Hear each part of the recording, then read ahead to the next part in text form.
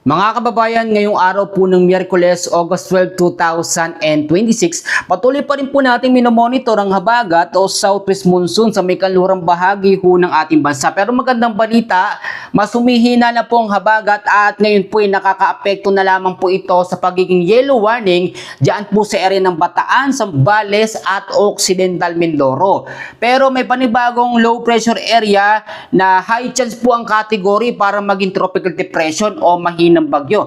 Ngayon, titignan natin kung ito na nga ba yung magiging panibagong bagyo na tatawagin pong Neneng dahil yan po yung susunod na bagyo sa ating par. At titignan din natin kung palalakasin ito ang habagat sa pagiging mas malakas ulit, no? Tulad ng mga nakarang mga araw. Pero bago ho natin simulan, i-like, i-share yung ating update para mas marami ho ang makapanood ng ating latest weather update. So dito muna natin sisimulan, no? Sa ngayon ho, ang habagat ay nagtutuloy-tuloy na po ang paghina, which is magandang balita ho ito dahil wala namang panibagong bagyo na nasa loob ng ating par except po dito sa panibagong LPA na high chance na maging tropical depression o mahinang bagyo. Ngayon po, naglabas ang pag-asa na tinatawag po natin na forecast weather condition na kahit po mahina ang habagat, ay patuloy pa rin tayong makakaranas ng maulap na kalangitan. Pero tandaan ho ninyo, mataas ang chance ang maging maaraw ang panahon natin, then magiging maulap na bandang hapon ho at sa gabi. Sa area ho ng Metro Manila, dito sa area po na yan, kasama pong Ilocos Region, parte ho ng Benguet, Abra, sa may Calabarzon, area ng Zambales, Bataan, Tarlac, sa may Pampanga pa rin po, kasama ang Nueva Ecija, ang Bulacan, Marinduque, kasama po ang Occidental Mindoro at Oriental Mindoro, ay makakaranas po ng cloudy skies with scattered rains and thunderstorms, lalo na po sa hapon at sa gabi. Yan po yung maulap na kalangitan na may mga kasama pong pagkulog at pagkidlat. Dito naman po sa nalalabing bahagi ng Luzon, yung mga area ho na hindi ko nabanggit dyan, mag-ingat din sa banta po ng maulap na kalangitan dahil po sa habagat o southwest monsoon. Sa nalalabing bahagi ng Visayas, the rest po ng Mindanao, localized thunderstorm naman po ang nakakaapekto dyan, especially Eastern Visayas at Eastern Mindanao. Ang ating local thunderstorms, meron dalawang kategorya, merong mahina, merong malakas. Ngayon naman, eto panibagong sama ng panahon, sa ngayon napakabilis nito, naging isang ganap po agad na high chance na kategory ng LPA. And siguro sa mga oras na ito, pwedeng naging isang ganap na ito na tropical depression. Meron po itong lokasyon sa ngayon na 1,650 kilometers east of extreme northern Luzon. Bagamat hindi naman ito nakikita na magiging sobrang malakas na bagyo, typhoon o super typhoon category, yun ho kasi ang ating minomonitor, no? Yung mga ganong kalakas na bagyo. Ang mangyayari ho, may tsansa pa rin na itong panibagong sama ng panahon ay palakasin ng habagat o southwest monsoon. Kung ito ho, take note ho, no? Kung itong panibagong sama ng panahon na yan ay magiging typhoon o super typhoon, kagaya nung Typhoon Dolphin. Pero kapag ito naman po ay naging tropical depression lamang o category 1 na bagyo, maliit ang tsansa na palakasin niya ho ang habagat o southwest monsoon. Ganito ho mangyayari. Ang habagat ho ay nasa momentum na o nasa peak na ng kanyang paghina. Baligtad naman tayo ngayon, imbis na palakas, pahina na po ng pahina ang habagat.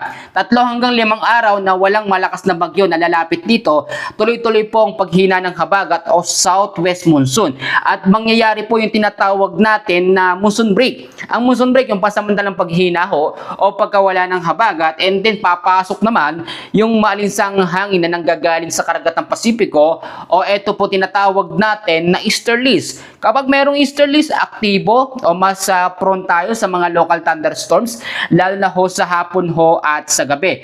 Ngayon naman, ito pong habagat, tulad na aking sinabi, may 3 lugar na lamang na apektado ng yellow warning. Noong mga nakarang araw, umabot tayo sa pinakamataas, yung red warning na 200 mm sa dami ng pag-ulan. Ngayon po, sa area po ng Zambales, dito po sa may Bataan at Occidental Mindoro, 50 to 100 mm sa dami na lamang po ng pag-uulan ang aasahan po sa mga lugar na yan. Pero asahan nyo, paglipas pa ng mga oras hanggang sa mga susunod na mga araw, kung hindi magiging malakas, ito nga pong panibagong sama ng panahon na yan ang ating tinututukan ngayon, tuloy-tuloy yung paghina ho ng habagat o ng southwest monsoon. Tulad ng mga kababayan natin, marami ho nagtatanong, no? Kasi sa ibang update, no, sinabi ko rin, aabot hanggang by next week pa o hanggang sa 3rd week po ng August itong habagat. Yes, aabot naman, pero ito po ay mas mahina na sa inaasahan natin. Kung ito nga pong habagat ay merong lakas ng hangin na 35 to 50 kilometers per hour, mas bababa pa po yan doon. Ang pinaka-peak kasi ng lakas ho ng habagat, lalo na ho kapag bumugso yan, umaabot po yan sa 62 to 88 kilometers per hour. Kapag ang bugso ng habagat ay talagang nagpaulan, may kasamang hangin, mas malakas pa po yun sa signal number 1 na kategory ho ng mga bagyo. Ngayon naman, kung eto nga pong panibagong sama ng panahon ay magiging typhoon o magiging super typhoon, medyo nakakatakot dahil mataas ang chance ang palakasin niya ulit o mangyari yung tinatawag natin na rapid intensification.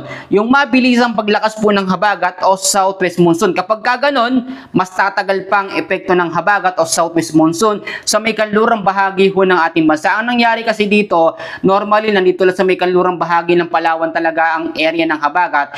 Pero nung hinatak yan ng malakas na bagyong Dolphin, kumalat yan dito sa kanlurang bahagi ng Luzon at inabot din ang parte ng Visayas. Pero kung makikita nyo sa ngayon, medyo clear na yung ating mapa, lalo na po sa Mindanao, yung sa area ng Mindanao, sa may parting Southern Leyte, marami nagsasabi wala daw ulan sa kanila. Hindi naman kasi naabot yan ng habagat o ng southwest monsoon at wala ring bagyo na tumama dyan. May iba't ibang sitwasyon talaga at direksyon ng mga bagyo. Meron pong mga bagyo na kahit maliit lang o tropical depression hanggang tropical storm, kung malawak naman yung wind field nito, yung pinaka-radius, yung spiral clouds, umaabot yan sa mga lugar na hindi direktang apektado. Ibig sabihin, yung pinakabuntot ng bagyo, kung mas malawak yan, mas maraming lugar ang maapektuhan. Meron naman pong mga typhoon o super typhoon ng mga bagyo na hindi ganun kalawak ang sirkulasyon ng hangin. Tulad ng mga nakarang Super Typhoon Francisco, dito gumilid lamang. Kaya ang tendency, ganito para mas malaman natin, lahat ng mga typhoon o super typhoon hindi naglandfall sa ating Philippine landmass. Dito kasi sa bandang North Luzon, may mga area talaga dyan na iniiwasan ng bagyo. Malaking tulong yung kabundukan po ng Sierra Madre. So, pangalagaan po natin yan. Bigay po ng Diyos sa atin. So, muli po mga kababayan, yan lamang ang update natin sa lagay ng ating panahon ngayong araw po ng Miyerkules, August 12, 2026. Lagi po kayo magdala ng payong, jacket, kapote, panlaban sa mga biglaang pag-uulan dulot po ng habagat. Maraming salamat po sa inyong patuloy na pagsuporta. God bless po sa ating lahat.